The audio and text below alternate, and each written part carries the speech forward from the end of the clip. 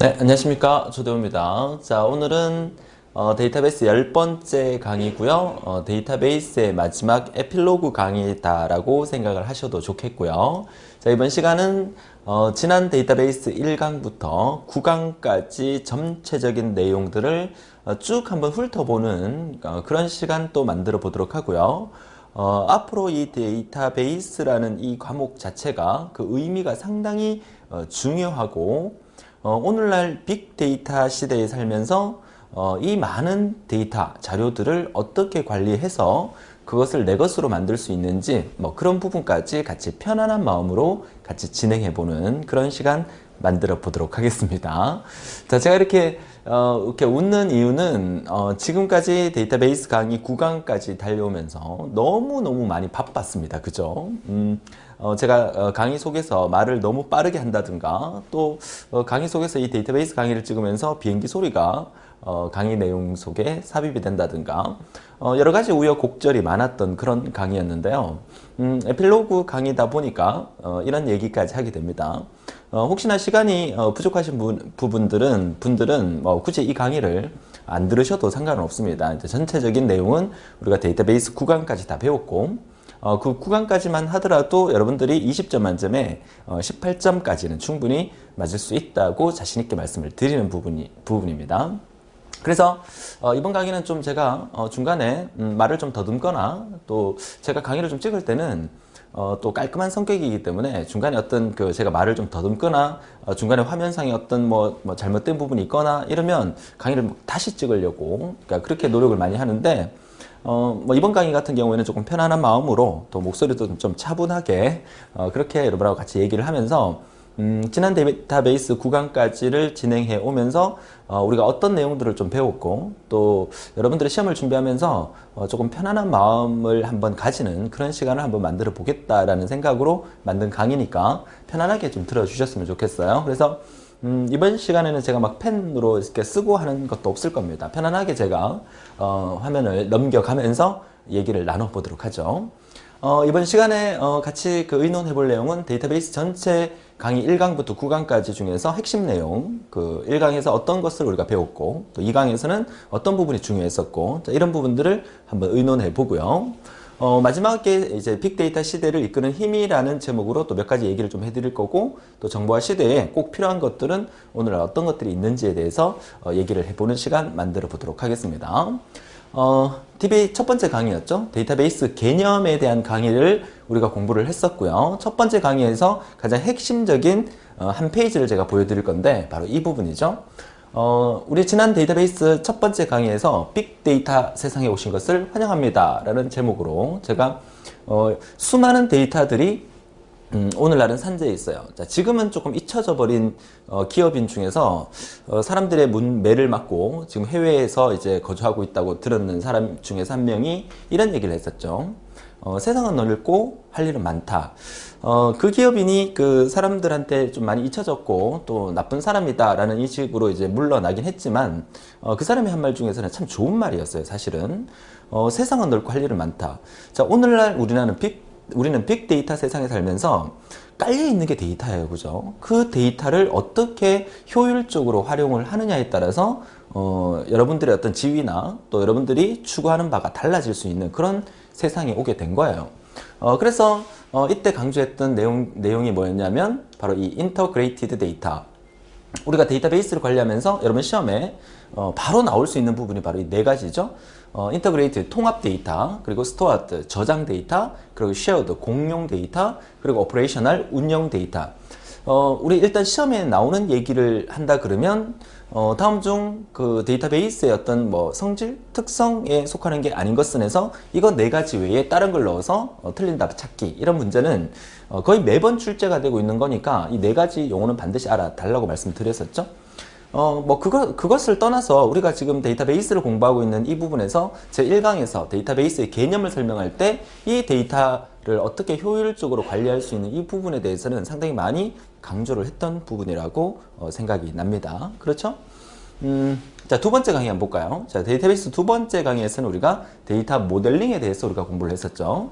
자, 그 모델링 중에서 이제 주요 부분을 제가 이제 발췌해 온 것은 이 테이블이죠. 데이터베이스는 그 테이블, 릴레이션이라고 불리는 이 개체들 중에서 각각의 이름들이 이렇게 세로로 이렇게 나타나 있는 부분을 우리가 속성이라고 불렀고요. 속성. 그리고 이 전체를 우리가 하나의 어떤 개체, 관계형 데이터베이스에서는 릴레이션이라고 이렇게 불렀죠. 자, 속성이 모여서 한 명 한 명의 데이터가 이루어지는데 이 데이터를 우리가 개체 인스턴스다 이렇게 부르기도 하고 또는 튜플, 또 파일 구조에서는 뭐 레코드라고 부르기도 했었죠. 자, 이렇게 개체가 모인 것을 우리가 개체 셋이라 하면서 이 전체적인 어떤 테이블 릴레이션의 형태의 어떤 구조에 대한 이름은 정확하게 알고 계셔야 그리고 이제 나중에 우리가 데이터베이스 모델링을 하고 설계할 때 이 부분들에 대한 내용이 상당히 중요하게 작용이 됐던 부분이죠. 그래서 이제 그 설계 부분에서 이제 개논물이라고 제가 외우라고 말씀드렸는데, 개념적 설계, 논리적 설계, 그리고 물리적 설계. 그래서 첫 번째 글자 따서 개논물 이렇게 외우라고 했었죠. 개념물 중에서 이제 첫 번째 개념적 데이터 설계에서는 피터 첸이 만든 이 ER 도형, 피터 첸이 만든 ER 다이어그램, 개체 관계 다이어그램을 통해서 우리는 여러 가지 이제 설계 도면을 그 사용자의 요구 사항을 받아들여서 그 설계 도면을 작성하는 그런 부분이었죠. 그래서 이 ER 도형에 대해서 뭐 사각형은 뭐냐, 마름모는 뭐냐, 동그라미는 뭐냐, 동그라미 안에서 밑줄 친 부분은 뭐냐, 이런 것들이 시험 문제에 묻는 단순 형태의 문제도 많이 출제가 됐기 때문에 뭐 이런 부분도 여러분들이 좀 알고 계셔야 한다는 생각에 이 화면을 한번 가져와 봤습니다. 이 강에서는 이렇게 이제 뭐 기본적인 이제 데이터 모델링을 통해서 개념적 데이터 설계 부분에 대해서 우리가 공부를 했던 것 같고요. 이어서 3강 볼까요? 3강에서는 여러분 시험에 두 문제는 기본적으로 나오는 정규화 과정에 대해서 우리가 공부를 했었죠. 자, 정규화는 이 정규화 과정이 이 순서를 여러분이 반드시 기억을 하셔야 되고, 역시 우리 본강을 통해서 뭐 1정규화에서 2정규화로 넘어갈 때는 어떤 일을 해야 되고, 또 어떻게 테이블을 분리시켜야 되고, 또 3정규화, 또 보이스코드 정규형, 5정규형까지 넘어가는 과정에 대해서 같이 얘기를 해본 시간이었는데, 그 중에서 우리는 이 그 정규화되지 않는 이 비정규 릴레이션의 그 모든 속성을 원자값 형태로 만들어야 제1정규형이 된다라고 말씀을 드리면서, 또 1정규형에서 2정규로 넘어갈 때는 우리가 함수적 종속 관계에 대해서 우리가 이해를 해야 되고, 부분 함수 종속 상태를 제거해서 완전 함수 종속 상태로 만들어주는 게 제2정규형으로 가는 길이고, 또 2정규형에서 3정규형으로 넘어갈 때는 이행적 함수 종속을 제거를 해서 3정규형을 만든다. 자, 이렇게 얘기를 했었죠. 그리고 이제 모든 결정자가 후보키인 상태로 만들어주는 게 이제 보이스 코드 정규형 상태로 가는 거고, 그 다음에 다중 종속을 제거하면 제4정규형, 그리고 조인 종속을 제거하면 제5정규형으로 넘어간다. 정규화에 관련된 문제는 무조건 두 문제는 나올 거예요. 지금 이 순서만 알아도 한 문제 정도는 맞출 수 있지 않을까, 그렇게 생각하고, 조금 디테일하게 들어가게 되면 어려운 부분이지만 본강을 통해서 정규화에 대해서 잘 이해가 안 되시는 분들은 한 번 더 정리를 해 주시면 도움이 되실 거고, 누누이 말씀드리지만 여러분들은 필기를 합격하고 이제 그만둘 거 아니라고 말씀드렸었죠. 그러니까 실기까지 공부를 하셔야 됩니다. 필기는 반드시 합격하실 거고, 또 실기까지 이어져야 되는데, 실기 강의에서 이 정규화 과정은 상당히 중요하고, 정규화 전체를 여러분들이 이해를 하셔야만 문제를 풀 수 있을 정도로 문제가 출제가 되니까, 필기 공부할 때 정규화를 반드시 제대로 이해를 하고 알고 계셔야 된다고 다시 한번 말씀을 드립니다. 자, 이어서 4강으로 넘어가도록 하죠. 자, 4강에서는 우리가 물리적 설계 단계에서 관계 데이터 모델에 대해서 다시 한번 정리를 하게 되는데, 물리적 데이터베이스 설계 단계가 어디 있습니까? 바로 이 부분이죠. 아래쪽 부분입니다. 그래서 지난 3강, 2강을 통해서 우리가 개, 논, 물 해서 개념적 설계 단계에서는 ER 모델, 그리고 논리적 설계 단계에서는 DBMS의 도움을 받아서 논리적 스키마 형태로 만들어주는 단계, 그리고 이제 정규화 과정을 거쳐서 마지막 물리적 설계 단계까지 이르러지는 이 전체의 데이터베이스 설계의 어떤 순서를 여러분이 알고 계셔야 된다. 제가 비디오 가게 책방 사장님의 어떤 요구 조건을 받아들여서 책방 관리 프로그램을 만드는 예를 들어서 설명을 드렸었죠. 그래서 우리는 지금 정보 처리를 공부하고 있는 입장에서 데이터베이스 설계 부분을 얘기한다 그러면, 고객이 우리 가게가 좀 편리하게 고객에게 서비스를 해주기 위해서 어떤 요구 조건이 만들어져서 프로그램을 짜달라고 우리한테 요청을 한다면, 우리는 정보 처리 기사로서, 또 정보 처리 산업 기사로서 그 고객의 요구 조건을 받아들여서 이 순서대로 우리가 설계 과정을 완벽하게 만들어서 고객의 요구 조건을 만족시켜 줄 수 있는 그런 일을 해야 된다는 거죠. 제가 말씀드리는 부분은 우리가 정보 처리를 공부하면서 항상 그렇게 생각을 합니다. 지난 강의 속에서 제가 한번 말씀을 드렸던 것 같은데 정보처리 자격증 따서 뭐하냐? 이런 얘기를 주위에서 많이 하게 됩니다. 자, 그러면 정보처리 자격증 따서 뭐하냐 하는 사람한테 물어보세요. 정보처리 자격증이 있는가라고. 그러니까 없는 사람이 대부분 그런 얘기를 해요. 그리고 또 어떤 사람들은 정보처리 자격증 그거 필기 뭐 하루만 공부하면 합격하는 거고 실기 그냥 뭐 몇 번 보면 붙을 수 있는 거야 뭐 이렇게 얘기하는 사람이 있습니다. 그 사람들이 자격증을 갖고 있는 사람이라면 물어보세요. 언제 땄는지, 언제 자격증을 취득했는지. 아마 제 생각에는 아마 2005년도 아니면 2006년도 경에 땄을 확률이 가장 높습니다. 그때 당시에는 이 정보처리 자격증의 실기시험 제도가 직접 프로그래밍을 코딩하는 제도여서 있는 상황에서 지금 여러분들이 공부하고 계시는 알고리즘화로 넘어가는, 그러니까 필답형 주관식으로 넘어가는 그런 단계가 이제 2005년에서 2006년으로 넘어가는 단계였거든요. 그러다 보니까 2003년, 4년, 5년 프로그래밍 시험의 마지막 부분에서는 되게 쉽게 냈어요. 쉽게 냈기 때문에 따기 쉬웠고요. 그리고 알고리즘화 되면서 첫 시험이었던 2005년 마지막 시험과 2006년 첫 번째 시험까지는 너무너무 쉬웠었어요. 그렇지만 그 뒷부분으로 넘어가면서 난이도가 수직 상승을 하면서 정보처리 자격증을 따기가 힘들어지고 또한 각종 그 시험, 공무원 시험에서도 가산점이 없어지고 또 임용고시에서도 가산점이 없어지고 자, 이러한 여러 가지 과도기를 겪어가면서 정보처리라는 개념 자체가 상당히 따기 힘든 자격증으로 이제 돌변하게 된 형태죠. 물론 그렇다고 해갖고 여러분들이 지금 공부하시는 여러분들 입장에서 이 정보 처리가 힘들다 그런 얘기는 아닙니다. 강의를 처음부터 끝까지 들어오신다면 충분히 합격할 수 있도록 제가 강의를 연구하고 또 구성하고 또 여러분한테 보내드리는 부분이거든요. 자, 그렇게 말씀을 드린다면 이 정보 처리 자격증이라는 게 저는 이렇게 생각합니다. 앞으로 여러분들이 살아가면서 지금 당장 이 정보처리 자격증을 따서 여러분들이 실무에 투입될 게 아니지만 이 정보처리라는 것은 비전공자 입장에서 여러분들은 대부분 아마 비전공자들, 처리와 같은 학생들이 이 수업을 듣고 계실 거란 말이죠. 그러면 비전공자 학생들이 사실 그 컴퓨터 쪽으로 잘 모르신단 말이죠. 물론 우리가 오늘날 IT 세상, 스마트폰 세상에 살면서 기본적인 컴퓨터의 그 다룸이나 또 스마트폰의 여러 가지 앱을 활용하는 능력은 다들 되시지만 이런 데이터들이 어떻게 처리되어 가고 있는지에 대해서는 잘 모르시는 분들이 많으시죠. 비전공자니까. 전공자 같으면 뭐 기본적으로 그런 내용을 알고 있지만 그렇다면 전공자보다 비전공자가 더 이 강의를 들으셔야 된다는 거죠. 왜냐? 오늘날 정보화 사회, 빅데이터 세상을 살면서 비전공자가 컴퓨터에 관련된 지식이 없다면 이 사회를 이끌어 나갈 수 있는 힘이 그만큼 떨어진다는 얘기고 저는 제 후배들에게 컴퓨터 공학과를 졸업한 제 후배들에게 늘 하는 말은 무슨 말이냐면 인문학을 공부를 하라. 인문학을 공부를 해야만 공대 학생들의 그런 어떤 사고방식을 탈피를 해서 새로운 어떤 세상을 내려다볼 수 있는 눈이 뜨여진다 라고 저는 항상 제 후배들에게 얘기를 합니다. 그러면 여러분 같은 비전공자 입장에서는 반대로 인문학을 깨고 계시다면 이런 IT 쪽에 그쵸 공대 쪽의 어떤 흐름이나 이런 것들을 파악하신다면 더 큰 세상을 내려다볼 수 있는 그런 여러분들이 될 수 있다는 거죠. 그러니까 비전공자인 철이 같은 학생들이 더 이 부분을 공부를 해야 된다는 거죠. 물론 컴퓨터 공학과에서 공부하는 이 전체적인 내용들을 디테일하게 완전 전공자처럼 이렇게 수업해 드리는 거 아니거든요. 그쵸? 그러니까 기본적인 어떤 개념을 위주로 정보처리 필기시험과 실기시험에 합격할 정도로 여러분들이 이 내용을 학습하신다면 여러분들이 앞으로 사회에 나가서 또는 사회생활 하고 계시는 분들 중에서 조금 더 적극적인 그런 어떤 마인드를 갖고 업무를 처리해 나갈 수 있는 그런 자질을 만들 수 있다. 이렇게 제가 말씀을 드리는 거죠. 그쵸? 얼마나 정보 처리가 여러분한테 유용하게 쓰일지 몰라요. 자격증을 따고 안 따고를 떠나서 제가 지난 9강이었습니까? 마지막에 이런 얘기를 드렸었는데 어떤 얘기를 드렸냐면 여러분들 중에서는 자격증을 합격하고 난 다음에 항상 그 저희 사이트에 들어오셔서 아니면 저를 찾으셔서 선생님 수업 너무 열심히 잘해 주셔서 제가 합격을 했습니다. 너무 고맙습니다. 이렇게 메시지를 남겨주시는 분들이 계세요. 자, 그런 메시지를 남겨줄 때마다 저는 너무너무 고맙게 생각을 하지만 그보다 저는 더 고맙게 생각하는 게 뭐라 그랬습니까? 그쵸?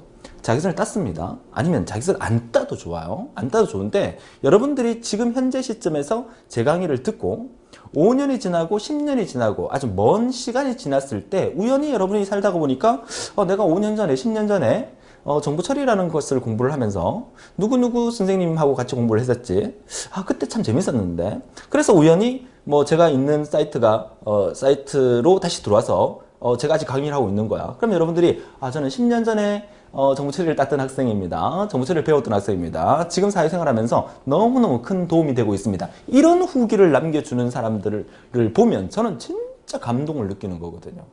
정말 막 손이 찌릿찌릿하고 머리가 쭈삣쭈삣하고 지금도 막 그런 느낌이 드는데, 근데 그런 형태니까 여러분들이 자기전을 따는 거는 분명히 따셔야 되지만, 그것을 떠나서 저와 같이 공부했던 이 짧은 시간 동안에 느꼈던 어떤 그런 감정들이 먼 훗날에 여러분 어떤 모든 일을 하는데 도움이 됐으면 좋겠다는 것을 다시 한번 강조를 해드린다는 거죠. 자, 말이 좀 딴 데로 샜죠. 자, 계속 보도록 하겠습니다. 자, 이번 우리가 제 4강에서는 물리적 데이터베이스 설계 단계 어떤 순서를 좀 알아두시는 부분과, 그리고 키에 대한 부분, 그리고 무결성에 대한 부분을 공부를 했었죠. 키에 대한 부분은 뭐 튜플을 유일하게 식별할 수 있는 뭐 단일 속성 또는 복합 속성을 의미하는 건데, 그 중에 이제 가장 큰 개념이 이제 슈퍼키. 자, 슈퍼키는 복합 속성으로 구성되지만 후보키는 단일 속성으로 구성된다고 말씀드렸었죠. 키라는 개념은 그 사람을 유일하게 식별할 수 있는 거. 뭐 인터넷 사이트에서는 어떤 아이디가 될 수 있을 거고, 또는 주민등록번호가 될 수 있겠죠. 여러분만 유일하게 다른 사람하고 비교해서 갖고 있을 수 있는 어떤 값, 뭐 학번이라든지 주민번호라든지 뭐 아이디라든지 이런 개념이 되겠죠. 후보키가 되겠고, 그 후보키 중에서 내가 만약에 아이디를 기본키로 쓰겠다라고 결정하게 되면 남아있는 어떤 주민번호나 이런 것들이 대체키가 된다는 거. 키에 대한 개념을 정확하게 알아두는 게 중요하고, 또 이런 키에 대한 개념을 알고 난 다음에 무결성 부분에서도 여러분들이 정리를 좀 해주시는 게 이번 4강이었으니까 중요하다는 얘기겠죠. 자, 5강으로 넘어가도록 하죠. 자, 5강에서는 우리가 관계 대수와 관계 해석에 대해서 우리가 주로 공부했었는데, 관계 대수에 대한 부분만 잠시 보도록 하죠. 관계 대수는 우리가 다음 시간에 공부했던 그 SQL 부분의 어떤 기초라고 보면 되시겠고요. 이 관계 대수는 이제 기본 순수 관계 연산자와 집합 연산자로 구분이 되고, 자, 기본 순수 관계 연산자에서 셀렉트 연산은 이제 수평 연산이라고 했었죠. 그러니까 튜플, 레코드를 이제 검색하는, 그리고 프로젝트는 속성을 검색하는 수직 연산자다, 이렇게 말씀을 드렸고요. 그리고 조인은 합하는 거고, 디비전은 이제 나누기 하는 거고요. 그 다음에 집합 연산에서 이제 유니언은 합집합, 그러니까 디퍼런스, 그리고 인터섹션, 그리고 카티션 프로덕트, 곱까지 정리를 하면서 순수 관계 연산자와 또 집합 연산자가 어떻게 활용되는지, 뭐 사실 이 부분에 대해서 시험에 많이 나오는 편은 아니지만, 뭐 기본적으로 셀렉트나 프로젝트 또는 셀렉션, 프로젝션 이렇게도 얘기를 하죠. 그 부분에 대해서 시험에 종종 나오니까 정리해 두시고, 이것이 기초로 해서 다음 시간에 공부하게 될 그 SQL 부분에 대해서 시험에 자주 출제가 되기 때문에 SQL이 기초다, 이렇게 보시면 되겠습니다. 자, 그러면 이제 6강으로 넘어가서 SQL 부분 보도록 하죠. 자, 이 SQL 부분의 6강을 강의하면서도 상당히 제가 많이 힘들었었죠. 막 그 여러 가지 경우의 수를 따져가지고 크리에이트 문을 쓰는 방법, 알터 문을 쓰는 방법, 드롭 문을 쓰는 방법, 그죠? 그리고 SQL에 DDL에 이어서 DML에 속하는 뭐 셀렉트, 인셔트, 딜리트, 업데이트를 활용하는 어떤 예에 대해서도 또 많이 설명을 드렸었고, 또 DCL에서 커미트와 롤백, 그리고 그랜트와 리보크에 대한 얘기까지 하면서 이 부분 강의가 이제 DDL 부분의 Create, Alter, Drop에 대한 얘기, 그리고 DML의 Select, Insert, Delete, Update, 이 부분이 시험에 아주 자주 출제가 되기 때문에 혹시나 뭐 이 내용을 보고 처음 듣는 얘기다? 잘 모르겠다 하시는 분들은 이 강의를 다시 찾아 들어가서 그 실습 예제를 통해서 그 예가 이렇게 설명이 됐을 때 결과물은 이렇게 나오는구나.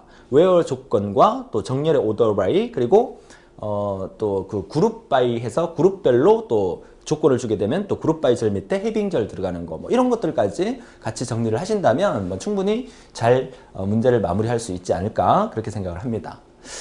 자, 그리고 이어서 7강으로 넘어가서요. 자, 7강에서는 우리가 데이터베이스의 고급 기능에 대해서 배웠죠. 뭐 사실 데이터베이스라는 그 데이터베이스 개론이라는 과목 중에서 이 7강이 데이터베이스의 마지막이다라고 보시면 돼요. 그러니까 데이터베이스 과목은 정보 처리에서 데이터베이스 개론 부분과 또 자료 구조론 부분과 이제 파트가 두 개 나눠서 전체 데이터베이스로 묶어서 시험 문제 출제되잖아요. 그래서 7강이 데이터베이스 고급 기능으로 마지막이다라고 보시면 되겠고요. 그 대표적인 거 하나만 얘기한다 그러면 이제 트랜잭션이라는 거. 고급 용어 중에서 이제 트랜잭션이라는 부분은 제가 어떤 예를 들었냐면 그 ATM기를 예를 들었었나요? 그렇죠? 일련의 어떤 작업을 처리하는 어떤 과정을 얘기하는 건데, 이 트랜잭션의 가장 중요한 특징 4가지. 이게 이제 시험에 무조건 나온다고 말씀드렸었어요. 원자성, 일관성, 독립성, 영속성. 요 4가지 속성은 무조건 시험에 나온다. 트랜잭션의 4가지 속성에 속하는 게 아닌 것은 이렇게 출제가 된다고 말씀드렸죠. 잘 정리해 두시고요. 이어서 8강으로 넘어가면 이제 본격적으로 이제 자료 구조 개론 부분에서 8강, 9강이 이제 우리가 배웠던 부분이죠. 그러니까 8강에서는 자료 구조에서 선형 구조와 비선형 구조에 대해서 공부를 했었고, 선형 구조에 속하는 것은 뭐 리스트, 스택, 큐, 데크가 있었고요. 그리고 비선형 구조에서는 트리와 그래프 구조가 있었죠.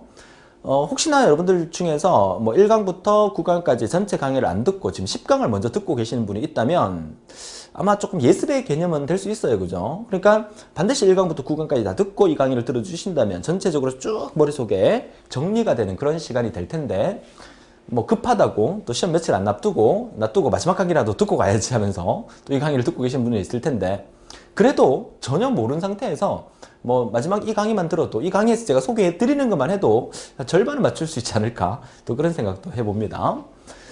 비선형 구조에서는 트리와 그래프 있는데, 자, 이 중에서 이제 선형 구조에 속하는 것 중에서 스택이 시험에 가장 많이 나왔었죠. 그래서 스택 부분을 잠깐 보도록 하면, 스택은 이렇게 항아리 형태의 구조가 이렇게 만들어져 있었죠. 화면이 지금 조금 겹쳤는데, 항아리 형태의 구조가 이렇게 만들어져 있어서 A라는 데이터, B, C, D라는 데이터를 이렇게 넣게 되면 맨 먼저 넣은 게 맨 마지막에 나오고, 맨 마지막에 넣은 게 맨 처음에 나온다 해서 last in, first out 구조가 되어 있다 해서 넣을 때의 어떤 푸시 알고리즘이 이렇게 돼 있고, 그리고 뺄 때, 제거할 때 알고리즘이 이렇게 만들어져 있다는 거. 그래서 탑은 탑 플러스 1이 삽입할 때, 탑은 탑 마이너스 1이 삭제할 때 사용되는 알고리즘이다 라고 얘기하면서 이 부분에 대해서 많이 강조를 했던 부분이죠. 스택의 구조 반드시 알아두시고, 그 외에 이제 Q와 데크의 구조까지 정리를 하신다면 뭐 충분히 잘 정리가 되실 거고, 스택에 관련된 문제는 시험에 매번 출제가 되고 있으니까 잘 정리해 두시기 바라요. 자, 그래서 데이터베이스 마지막 9강이었죠. 지난 시간에 우리가 공부했던 내용인데, 자료 구조의 정렬과 검색이었습니다. 자, 정렬과 검색 중에서 가장 우리가 강조했던 부분이 바로 이 이분 검색, 또 정렬 중에서는 또 선택 정렬, 삽입 정렬, 버블 정렬에 대해서 많이 강조를 했었고, 수업을 들어보면 아시겠지만 이 정렬 부분이 상당히 재밌어요. 그죠? 좀 딱딱하긴 하지만 그래도 한번 강의를 9강을 다시 한번 정리해 보신다면 아주 재밌는 강의였어요. 시간이 상당히 많이 길었죠. 뭐 기본적으로 이제 정렬의 개념은 이 43152라는 이렇게 적혀 있는 숫자가 이렇게 오름차순으로 1, 2, 3, 4, 5로 정렬하는 방법 중에서는 내부 정렬은 이제 소량의 데이터를 이용을 해서 하는 방법이고, 외부 정렬은 대량의 데이터를 이용해서 방법인데, 그 중에서 우리가 선택, 삽입, 버블 정렬은 실기시험의 알고리즘에서도 단골로 나오는 부분이기 때문에 이론적인 설명까지 제가 다 드렸으니까 반드시 정렬하는 원리는 알고 계셔야 되고, 패스 1, 패스 2, 패스 3, 패스 4를 묻는 문제가 가장 시험에 많이 출제되는 거니까 잘 정리해 주셨으면 좋겠습니다. 자, 이렇게 해서 이제 정렬에 대한 그 정의와 기법에 대한 얘기고, 이제 검색 중에서는 이제 이진 검색이었죠. 중간값을 찾아서 43이라는 숫자를 찾고 싶은데 사실상 어딨니라고 해서 중간값을 물어보니까 자기보다 크다 그러면 아래쪽을 전부 다 총살시켜 버린다라고 제가 얘기를 들었었죠. 그래서 이제 내가 원하는 데이터를 이제 반반씩 잘라서 나가는 그런 형태로 우리가 설명을 드렸던 부분이고, 검색 부분에서는 이진 검색이 가장 중요하다 이렇게 말씀을 드렸었습니다.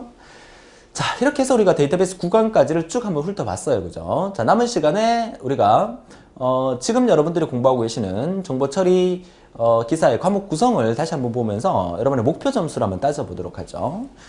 좀 적어봐야 되겠는데, 이거는. 그죠? 자, 목표 점수를 좀 따져본다면, 우리가 지금 데이터베이스를 완벽하게 우리가 공부를 했어요. 그죠? 데이터베이스를 완벽하게 공부를 했고, 지난 9강까지 수업만으로도 제가 18점을 확실히 맞출 수 있다라고 말씀을 드렸죠. 의외의 그 한국산업인력공단의 출제위원 같은 경우에는 만약에 전국에 만점자가 많이 나오게 되면 별로 좋지가 않아요. 도대체 문제를 어떻게 냈길래 이렇게 만점자가 이렇게 많이 나와? 이러면서 그 위에 사람한테 좀 이렇게 꾸지람을 들을 수 있는 그런 상황이기 때문에 과목당 한두 문제는 진짜 듣도 보도 못한 이런 형태의 문제는 충분히 나올 수 있어요. 그렇죠. 그렇기 때문에 만점을 목표로 한다기보다는 한 18점 정도를 목표로 하고 여러분이 18점을 다 맞출 수 있도록 제가 강의를 해드렸기 때문에, 자, 전체적인 구간까지만 해도 18점 맞출 수 있어요. 물론 문제 풀이가 어느 정도 뒷받침은 돼 주셔야 합니다. 그죠? 그러면 데이터베이스 여러분의 목표는 얼마? 18점을 목표로 하게 됩니다. 자, 다음 시간에 저는 이제 강의 제작 순서는 다음 시간에 전자계산기 구조를 하게 될 건데, 여러분들은 또 강의를 또 데이터베이스 듣고 운영체제 듣고 뭐 왔다 갔다 하시는 분들이 또 있으시더라고요. 될 수 있으면 강의를 듣는 순서는 이 순서대로 들어주시는 게 가장 좋습니다. 한국산업인력공단 측에서도 전체적인 흐름을 그렇게 나타냈기 때문에 이렇게 들어주시는 게 좋고요. 이렇게 순서대로 안 듣게 되면, 제가 강의를 제작하는 순서대로 안 듣게 되면, 중간에 만약에 이거 안 듣고 이거부터 먼저 듣게 되면 이 강의 속에서 제가 어떤 얘기를 하냐면 데이터베이스에서 이런 얘기를 했었죠? 뭐 이런 얘기를 할 수가 있단 말이죠. 그러면 데이터베이스에서 공부했던 내용을 모르게 되면 이 부분을 진행하는 데 좀 힘들 수 있다는 얘기죠. 그래서 제가 강의를 제작하는 순서가 이 순서로 제작을 하고 있으니까 될 수 있으면 순서대로 들어주는 게 좋다고 말씀을 드려요. 자, 그래서 다음 시간에 제가 전자계산기 구조에 대해서 강의를 하게 될 건데, 이 전자계산기 구조는 조금 학생들이 좀 많이 힘들어 합니다. 그래서 한 14점 정도로 목표를 하겠습니다. 14점 정도 목표를 하고, 자, 운영체제는 그나마 좀 괜찮아요. 그죠? 괜찮지만 한 16점 정도로 목표를 하고요. 그리고 소프트웨어 공학은 좀 쉬워요. 소프트웨어 공학이나 또 산업기사를 치시는 분들은 시스템 분석 및 설계라는 과목인데 좀 쉬운 편이기 때문에 이 부분 역시 18점 정도로 목표를 하고요. 최근 들어서 이 데이터 통신 그리고 산업기사에서는 정보통신 개론이라는 부분인데, 이 부분 같은 경우에는 최근 그 통신의 어떤 발전 속도가 엄청나게 빨리 발전을 하고 있죠. 그러다 보니까 새로운 어떤 통신 기술에 관련된 얘기라든지 이런 부분이 출제될 수 있기 때문에 좀 난이도가 조금 어려워지고 있다, 이렇게 보여집니다. 그래서 한 14점 정도 목표를 하겠습니다. 자, 그러면 전체 목표 점수가 우리가 얼마가 될까요? 12점, 14점, 36점, 40점, 80점, 80점 맞죠? 산수가 안 돼서, 원래 산수가 잘 안 됩니다. 자, 이거 뒷자리만 계산할게요. 12점, 그죠? 14점, 됐습니까? 뒷자리만 계산합니다. 4점, 18점, 18점 하면 30점, 맞죠? 그러면 전체 앞자리 50점이니까 80점이 딱 되네요. 오, 80점. 그래서 여러분의 목표 점수는 80점으로 잡습니다. 정리되셨습니까? 80점을 목표로 잡으셔서, 자, 이렇게만 상상을 해도 기분 좋다, 그죠? 이렇게 고득점을 합격하면 반드시 선생님 저 고득점으로 합격했습니다 라는 또 메시지를 남겨주시면 저도 뿌듯하겠죠, 그죠? 이런 목표를 잡아주셔야 됩니다. 물론 강의는 1강부터 끝강까지 제가 될 수 있으면 강의 수를 줄이려고 엄청나게 많은 노력을 해요. 물론 강의 수를 줄이려고 하다 보니까 강의 시간이 좀 늘어나는 그런 단점은 있지만, 그래도 그 학생들이 공부를 하면서 이런 분들을 많이 봤어요. 오늘은 한 강만 들어야지. 그래서 플레이 하는데 그 강의가 10분짜리야. 그럼 10분만 듣고 끝냅니까? 그렇죠? 아니죠. 그러니까 한 강을 좀 빡빡하게 이렇게 만들어서 여러분한테 전해드리는데, 좀 시간이 없으신 분들은 2배속으로 감으셔서라도, 그죠? 빨리빨리 들어서 전체를 완강하는 게 가장 중요하다고 말씀을 드립니다. 자, 이렇게 해서 산업기사의 이제 여러분들의 과목 구성을 봤고요. 여러분의 목표 점수를 분명히 하는 게 상당히 중요합니다. 자, 이어서 세상을 바꿔놓을 빅데이터 시대다. 이거는 제가 오리엔테이션 강의에서 한번 보여드렸던 부분이긴 한데요. 오늘날은 빅데이터 세상이다. 여러분들이 아마 그 네이버나 다음에 검색창에다가 빅데이터라고 한번 검색을 해보세요. 수많은 어떤 세미나, 여러 가지 어떤 그 콘서트, 이렇게 축제 이런 것들을 빅데이터에 관련된 얘기를 되게 많이 하고, 최근 그 대기업에서는 아예 부서가 생겼어요. 빅데이터 부 이래갖고. 그래서 어떤 매스컴에서 빅데이터 무슨 그 대기업의 빅데이터 부의 부장이 나와갖고 인터뷰하는 이런 내용도 만들어져 있죠. 왜 이 빅데이터 세상에서 빅데이터라는 말이 그만큼 중요하냐면, 오늘날은 쏟아지는 어떤 데이터들을 고객의 입장에서 맞춰서 그 데이터를 개발하고 연구하고 분석할 수 있다면 고객이 원하는 상품을 고객 앞에 내놓을 수 있다는 얘기죠. 무슨 뜻인지 이해됩니까? 제가 좀 옛날에 한번 관심이 있었던 부분이 뭐냐면, 그 홈쇼핑 있죠, 그죠? TV에 그 홈쇼핑 막 방송하는 거. 제가 우리 집 채널은요, 저희 집에 있는 채널은 5번. 앞에 넘어가 버렸네요. 자, 우리 집 채널은 제가 이렇게 5번, 그리고 7번, 9번, 11번. 자, 얘가 이제 그 SBS, 얘가 이제 KBS 2, KBS 1, 얘가 이제 MBC. 우리나라 이제 3대 그 공중파 방송국이잖아요. 근데 이 중간에 6번 채널과 8번 채널과 10번 채널, 그리고 물론 12번 채널, 그리고 물론 4번 채널. 여기 다 뭐 있습니까? 이게 다 뭐 있죠? 이 전부 다 홈쇼핑이잖아요. 그죠? 홈쇼핑 주소란 말이에요. 채널을 이렇게 돌리다 보면 여기서 이렇게 가고 여기서 이렇게 가다 보면 한 개 꼭 걸려요. 그죠? 걸리는데 제가 이제 홈쇼핑을 보면서 어떤 그 일이 있었냐면 이 채널을 예를 들어서 제가 KBS2라는 이 채널을 지금 한참 보고 있다가 채널을 이렇게 넘기는 와중에 SBS로 넘기는 와중에 얘가 걸렸단 말이죠. 딱 걸리는 순간 여기서 얘가 멘트가 어떤 멘트가 나왔냐면 지금 여러분들 여기서 방송하는 뭐뭐뭐라는 프로그램을 볼 시간이 아닙니다. 뭐뭐뭐라는 프로그램 볼 시간이 아니고 여기서 방송하는 뭐뭐뭐라는 프로그램을 볼 시간이 아니고 이거를 보셔야 합니다. 이렇게 이제 그 쇼핑몰에서 광고를 이렇게 하는 거야. 그러니까 결국은 이 쇼 호스트가 하는 일은 앞 채널, 뒷 채널에 대한 정보를 다 꿰고 있다는 얘기죠. 그죠? 꿰고 있으면서 제가 채널 돌리다가 그 말 하는 바람에 이게 멈췄다는 거 아닙니까? 멈춰서 상품을 보니까 나한테 딱 필요한 거야. 그래서 내가 구매를 하게 되는 그런 형태가 만들어지는 거죠. 고객이 요구하는 거, 고객이 지금 뭘 하고 있는지까지 다 들여다보고 있어야 된다는 거예요. 그쵸? 그랬을 때 그 고객이 원하는 어떤 상품을 전달할 수 있고 그 고객이 원하는 부분을 해결할 수 있고 고객이 가려워하는 부분을 긁어줄 수 있는 그런 정보를 입수해야 하는 그게 오늘의 빅데이터잖아요. 주식. 범죄 같은 경우는 어떤 범죄냐면 데이터를 과거에 그 우리 동네 뭐 예를 들어서 뭐 전국에서 뭐 A라는 도시에서 어떤 범죄가 가장 많이 일어난다. 그러면 그 과거의 데이터들을 쭉 분석을 하게 되면 그 분석 결과가 나와요. 그러면 몇 월 며칠 몇 시에 그 거기 현장에서 어떤 범죄가 일어날 거다는 범죄 예측을 하게 되는 거죠. 영화에서 많이 본 것 같다, 그죠? 무슨 영화더라? 톰 크루즈 나오는 영화였는데. 아, 그래 마이너리티 리포트.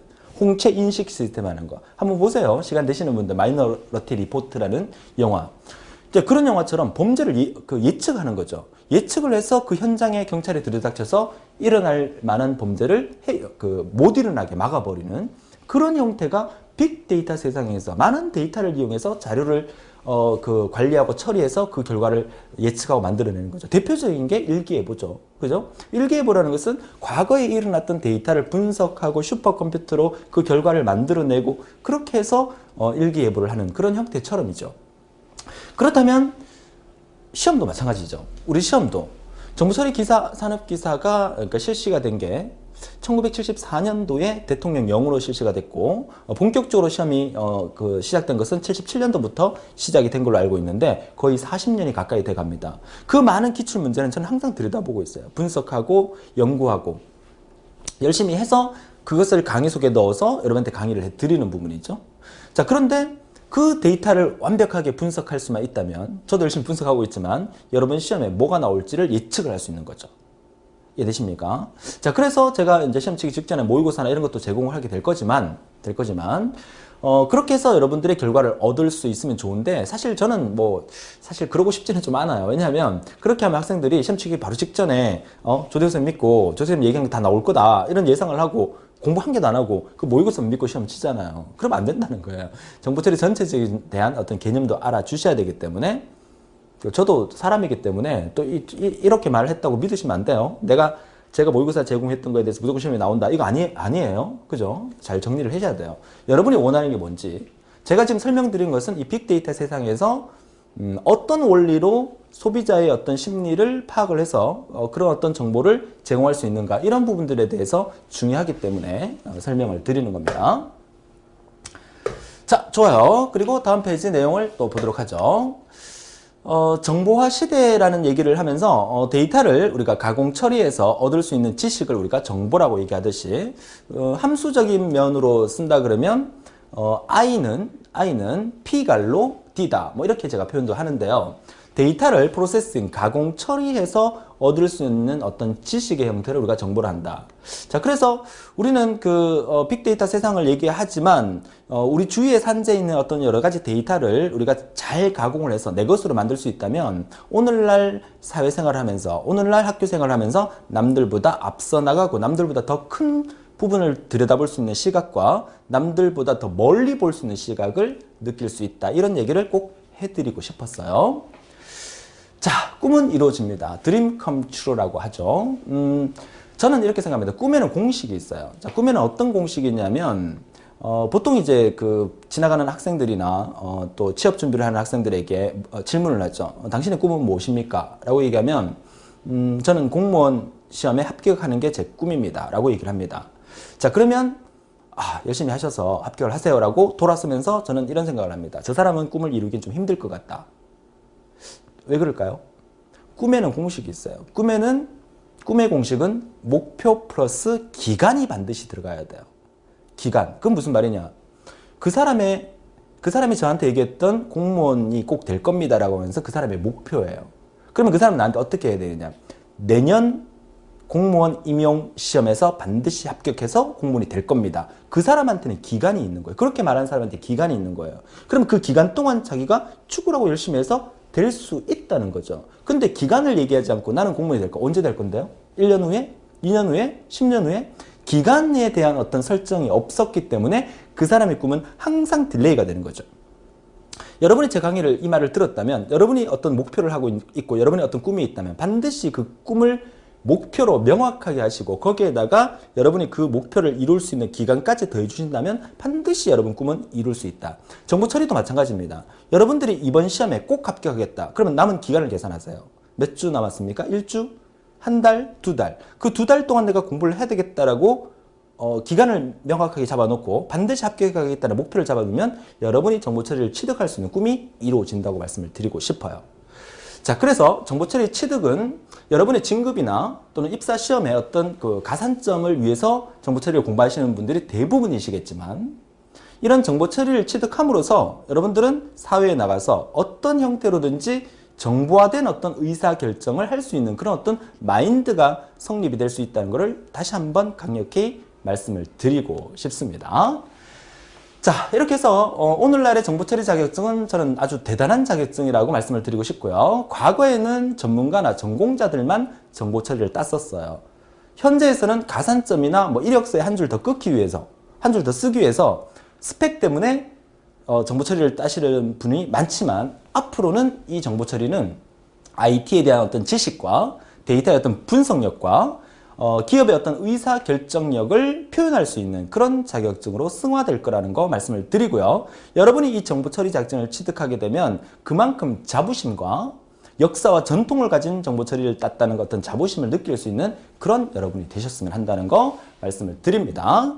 자, 이렇게 해서 우리가 데이터베이스 10번째 강의를 조금 그 에필로그 형식으로 제가 에필로그? 좀 재밌게 좀 편안한 마음으로 진행하려고 그랬는데 너무 또 무거운 말도 많이 들어간 것 같아요. 데이터베이스 강의 10강까지 다 들으셨다면 이제 본격적으로 데이터베이스 과목은 문제풀이를 반복해서 해 주셔야 됩니다. 최근 기출문제부터 시작해서 최근 한 5년 정도의 기출문제풀이 정도를 하신다면 충분히 18점을 맞지 않을까. 그래서 다음 시간 예고해 드리면 데이터베이스 관련 기출문제풀이 강의에서 데이터베이스 부분을 다시 만나기로 하고요. 본강을 들으신 분들은 다음 시간에 전자계산기 구조 과목에서 또 만나면 되겠죠. 저 조대호는 여러분의 합격만을 생각하면서 늘 책상에 앉아서 고민하고 연구를 하고 있습니다. 믿어주시고요. 여러분이 궁금한 사항이 있으면 언제든지 게시판에 질문을 올려주시고 제가 확인하는 즉시 답변을 달아드리도록 하겠습니다. 여러분이 시험 치는 날 뭐 한 일주일 전부터는 제가 밤을 꼴딱 새서라도 그죠, 새벽에라도 여러분이 질문하시는 부분을 답변을 드리면서 여러분이 합격하는 그날까지 여러분도 최선을 다해야 되지만 저도 늘 최선을 다하면서 여러분의 합격을 늘 기원하도록 하겠습니다. 지금까지 데이터베이스 강의를 듣느라고 고생 많으셨고요. 다음에 다른 강의에서 더 즐거운 모습으로 만나 뵙기를 약속드립니다. 수고하셨습니다.